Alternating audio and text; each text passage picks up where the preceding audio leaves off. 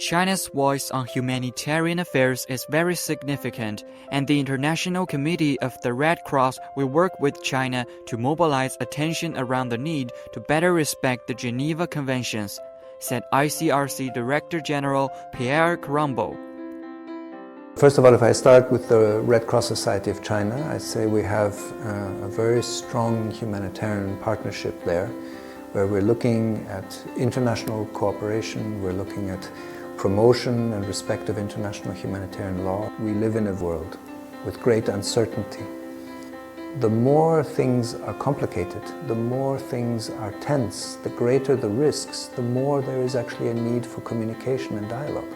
This is a moment where we want to highlight all the attention that is needed to improving the situation and better preserving the dignity of people affected by armed conflict, better promoting and respecting international humanitarian law. We will, with China, mobilize attention around the need to ensure better respect of the rules of war, better respect of the Geneva Conventions. And China's voice on these issues is very significant. Carambeau, who took the new post in April, congratulated the 120th founding anniversary of the Red Cross Society of China.